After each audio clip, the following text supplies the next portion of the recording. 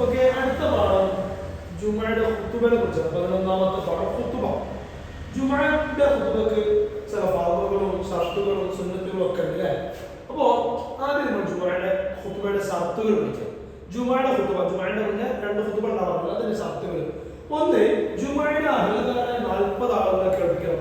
40 ആൾക്കാർ ഖതീബ് ചെല്ലുന്ന ഖുതുബ കേൾക്കണം ഒന്നാമത്. 2, ഈ ഖുതുബ അറബി ഭാഷയിലായിരിക്കണം. 3, കഴിവുള്ള ഖതീബ്, ഖതീബിന് കാലിന് സുഖമില്ലാത്ത ആളാണ്, അങ്ങനത്തെ ആണെങ്കിൽ കുഴപ്പമില്ല, കഴിവുള്ള ഖതീബ് നിൽക്കുക. ഇത് ഖതീബ് ചെയ്യേണ്ട കാര്യമാണോ? ഇത് ഔറത്ത് മറക്കുക. ഖുതുബയുടെ അടുത്തെന്താ ഔറത്ത് മറക്കുക എന്ന് വെച്ചാൽ നിർബന്ധമായി മറച്ചിരിക്കണം, ഔറത്ത് മറക്കുക. അതുപോലെ 5ാമത്തത് ശുദ്ധി ഉണ്ടായിരിക്കുക, കൂടിയായിരിക്കുക, ശുദ്ധി ഉണ്ടായിരിക്കുക.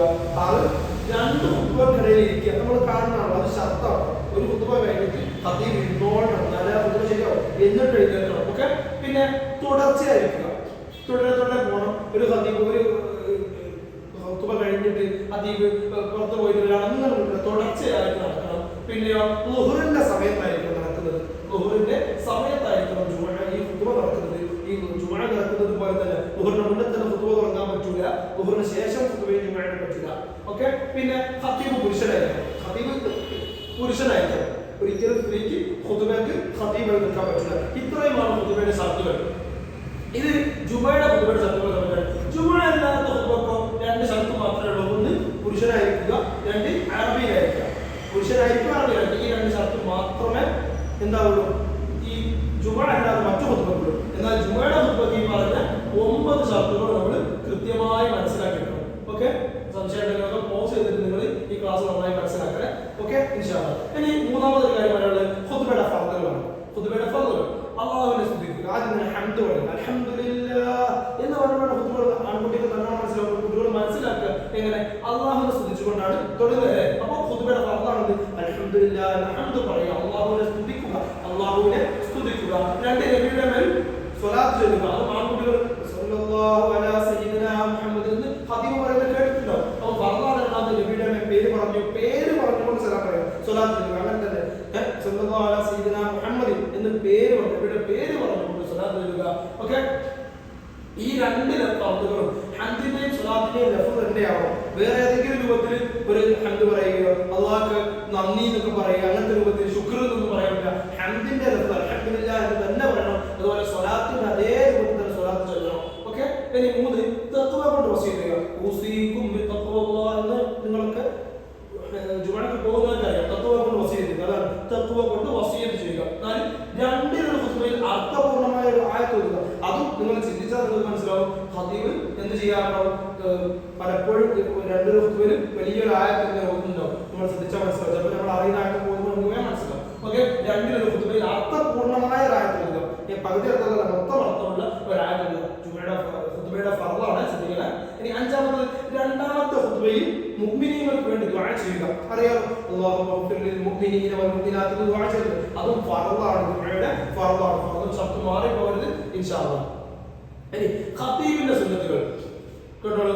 ഖതീബ് പ്രത്യേകം ചെയ്യേണ്ട സുന്നത്തുകൾ കേട്ടോളൂ. സ്വഹാബികൾക്കും നേതാക്കൾക്കും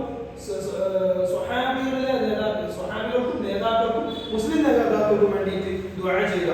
അതായത് സ്വഹാബികളിൽ നിന്നുള്ള നേതാക്കൾക്കും അതായത് സ്വഹാബികളിൽ നിന്നുള്ള നേതാക്കൾക്കും മുസ്ലിം നേതാക്കൾക്കും വേണ്ടി ദുആ ചെയ്യുക. അതൊക്കെ ജുമഅയുടെ ഖുതുബയിൽ ഉണ്ടാവാറുണ്ട്. നിങ്ങൾ ശ്രദ്ധിച്ചാൽ മനസ്സിലാവും. ഉമർ റളിയല്ലാഹു അൻഹുവിനെയും അബൂബക്കർ റളിയല്ലാഹു അൻഹുവിനെയും ഒക്കെ പറയാറുണ്ട് മുസ്ലിം നേതാക്കൾക്കൊക്കെ വേണ്ടി ദുആ ചെയ്യുക. പിന്നെ ഒന്നെങ്കിൽ ഖുതുബ മിമ്പറിൽ നിന്ന് അല്ലെ ഉയരമുള്ള സ്ഥലത്ത് നിന്ന് ഒരു സുന്നത്താണ്. മിമ്പർ ഇല്ലെങ്കിൽ ഖുതുബ ഓതാം. ഖുതുബയുടെ സുന്നത്താണ് മിമ്പർ അല്ലെങ്കിൽ അതുപോലെ ഉയരമുള്ള സ്ഥലത്ത് നിന്നുകൊണ്ട് എല്ലാവരും കാണുന്ന രൂപത്തിൽ ഓതുക എന്നുള്ളത് സുന്നത്താണ്. ഇനി 3ാമത്തത് മിമ്പറിന്റെ അടുത്തുള്ള ആളുകൾക്ക് സലാം പറയുക. ഖതീബിനെ വരുന്ന വഴിക്ക് മിമ്പറിന്റെ അടുത്തിരിക്കുന്ന ആൾക്കാരോട് സലാം പറയും. നിങ്ങൾ ശ്രദ്ധിച്ചാൽ നിങ്ങൾക്ക് കാണാൻ കഴിയും. എന്നപോലെ തന്നെ മിമ്പറിൽ കയറിയതിന് ശേഷം വേറെ ഒരു അസ്സലാമു അലൈക്കും വറഹ്മത്തുള്ളാഹി എന്ന് ഖതീബ് പറയും. അതും എന്താണ്? മിമ്പറിൽ കയറിയ ജനങ്ങളിലേക്ക് തിരിഞ്ഞിട്ട് സലാം പറയും, കയറിയിട്ട് തിരിഞ്ഞിട്ട് സലാം പറയും. ഇതും സുന്നത്താണ്. പിന്നെ 5ാമത് ബാങ്ക് കഴിയുന്നത് വരെ മിമ്പറിൽ ഇരിക്കുക. അപ്പൊ ഖതീബ് മേലെ കയറി സലാം പറയുന്ന ശേഷം ഒരു ബാങ്ക് കൊടുക്കുമല്ലോ, അത് കഴിയുന്നത് വരെ പിന്നെ ഖതീബ് ഇരിക്കുക, സുന്നത്താണ്. നമ്മൾ ശ്രദ്ധിച്ചാൽ അതൊക്കെ കൃത്യമായിട്ട് ജുമഅയുടെ ദിവസം അത് ഫർളും ഷർത്തും സുന്നത്തും വേറെ മനസ്സിലാക്കുന്നത് മാത്രം ഇതൊക്കെ നമുക്ക് ജുമഅയിൽ അറിയാവുന്ന കാര്യമാണ്. ഇനി ഖുത്ബ കേൾക്കുന്നവർ എന്തൊക്കെ ചെയ്യണം? ഓർക്കുന്ന സുന്നത്തുകളാണ് ഈ പറയുന്നത്. ഒന്ന് ഖുത്ബ ശ്രദ്ധിച്ചു കേൾക്കുക, ഖുത്ബ ശ്രദ്ധിച്ചു കേൾക്കുക, അതാണ് ശരി. പിന്നെ ദുആയിൽ ആമീൻ പറയുക, ഖതീബ് ദുആ ചെയ്യുമ്പോൾ ആമീൻ പറയണം. അപ്പോൾ അല്ലെങ്കിൽ നബിയുടെ പിന്നെ മൂന്നാമത്തത് നബിയുടെ പേര് അല്ലെങ്കിൽ സിഫത്തുകൾ കേൾക്കുമ്പോൾ റസൂലുള്ളാഹിന്റെ പേര് അല്ലെങ്കിൽ റസൂലുള്ളാഹിന്റെ വിശേഷണം കേൾക്കുകയാണെങ്കിൽ സിഫത്തുകൾ കേൾക്കുമ്പോൾ മിതമായ ശബ്ദത്തിൽ സ്വലാത്ത് ചൊല്ലുക. ഓക്കെ, സല്ലല്ലാഹു അലൈഹി വസല്ലം എന്ന് സ്വലാത്ത് ചൊല്ലുക. അതുപോലെ സ്വഹാബികളുടെ പേര് കേൾക്കുമ്പോൾ പതുക്കെ റളിയല്ലാഹു ചൊല്ലുക. ഓക്കെ, സ്വഹാബികളുടെ പേര് കേൾക്കുമ്പോൾ മെല്ലെ സലാം പറയുക, സ്വലാത്ത് ചൊല്ലുക. ഓക്കെ, അപ്പോൾ റളിയല്ലാഹു അൻഹു അബൂബക്കർ സിദ്ദീഖ് എന്ന് കേൾക്കുമ്പോൾ നമ്മൾ മെല്ലെ റളിയല്ലാഹു അൻഹു പറയുക ഇൻഷാ അല്ലാഹ്.